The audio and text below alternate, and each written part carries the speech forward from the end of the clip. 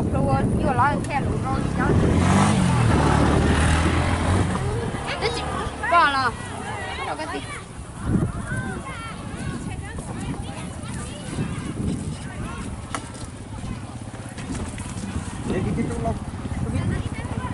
nhóc của các bạn chia bỏ tránh bỏ này á của sao bóng quá trong đây mình bàn tên đó đây trú mình riêng lo chia xong là tiếng cầu khảo thấy mấy giờ nè cho hiện chiều để đang nghe của phải có thế này cứ tiếp có chưa là chưa có mấy nhóm xe là tiền chia rồi quay đây đây mày lo kẹp có thế này tên thì thấy gì nhiều lo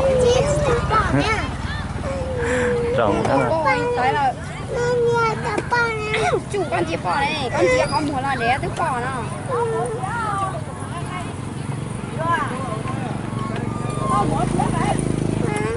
cái này mẹ ai nào đâu muốn cho lo nào đang thấy tôi luôn lý là lo có lấy bò in tủ lo đi à tiền à cho lo là một chút gì theo chứ cho họ nhục có lo thôi cho họ nhiều nào cho sự rồi cho tôi lầu lý nè cảm ơn anh một to đen đi tôi lại tôi đã lo xếp lọt con để đó con đấy em mới lo xếp lọt đưa tiền cho con nhé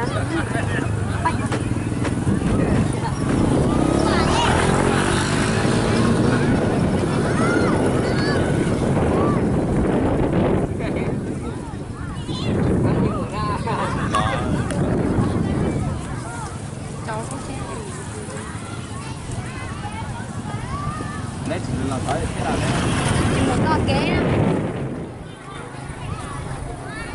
cái này mẹ em kia anh mẹ em kia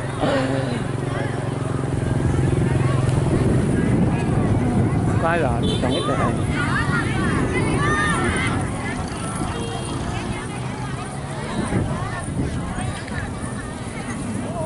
cảm ơn các bạn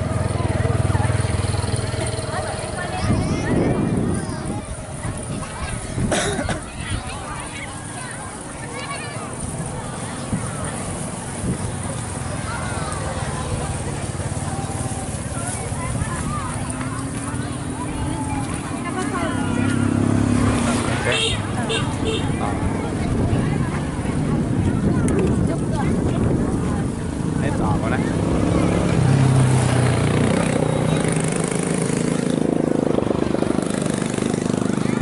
wow.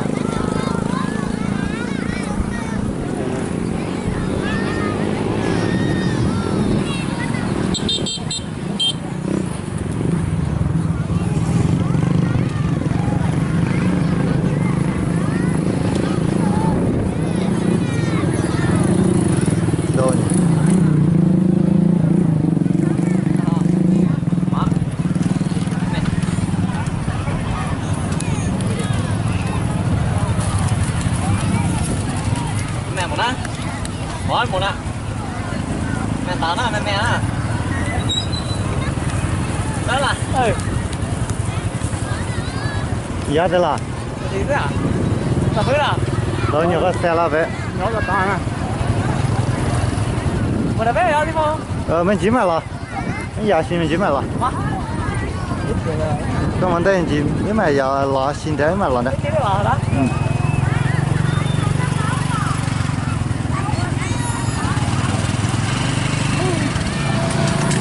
nó chỉ mới lái một à nó được to lớn à là cái chỗ phòng không có nó không lái đâu bút theo thì như cái xe gác rồi chén cứ ra cái thôi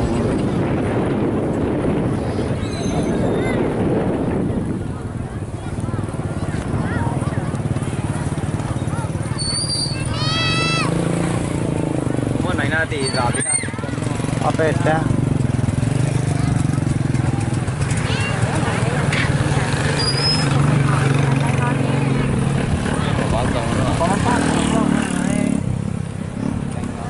phải nhớ chạy cái khẽ đi qua đây.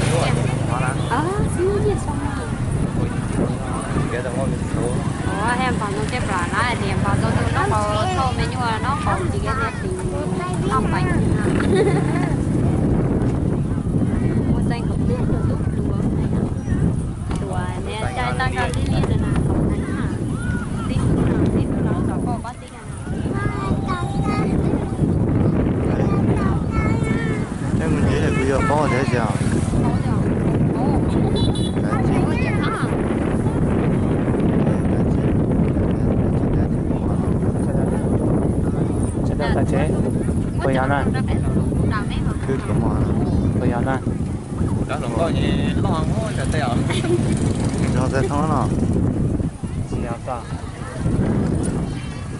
nó tôi tàu tè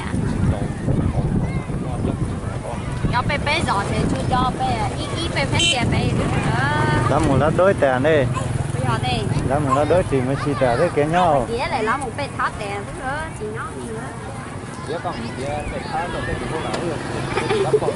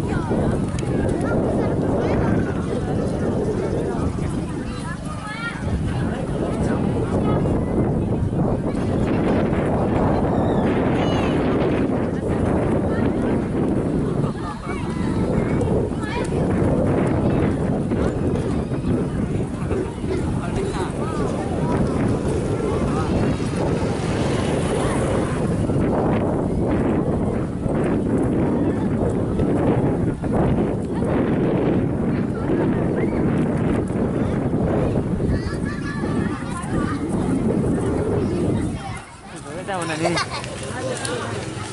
chua ôi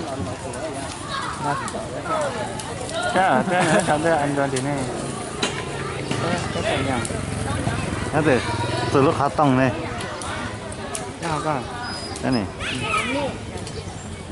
có nhiều cái đó nữa đây tao cũng bóng à tao cũng bóng mà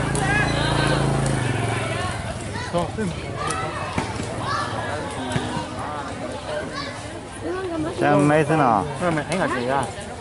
Con chim đấy à? Con chim có tối rồi.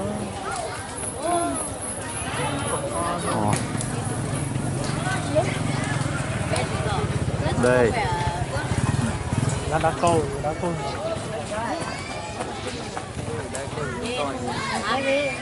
Nên tôi phải tôi xem à? Thế nào? Chúc à, có cái cờ. Nhớ chặt đau mà. Chỉ ra. Nhau thì có ở đây không biết đâu nhau họ.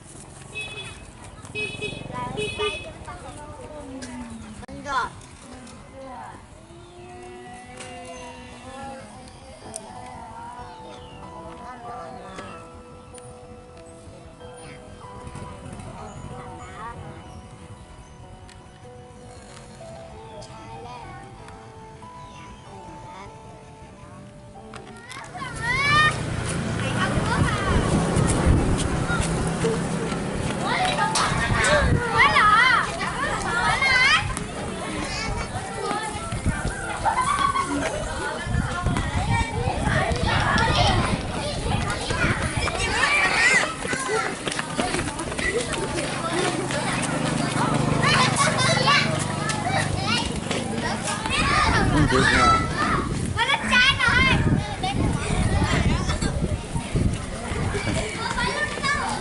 你给他抱呢。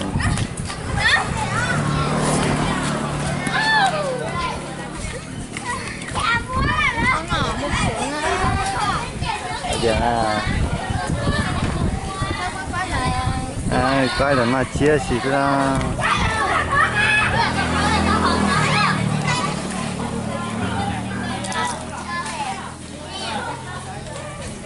hoa Chẳng có là khó.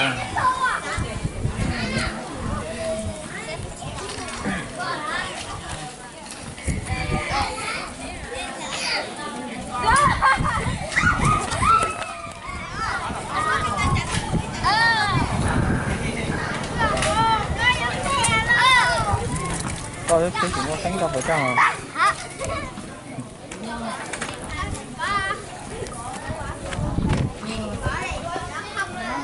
Nên là cái là gì lòng? gì là này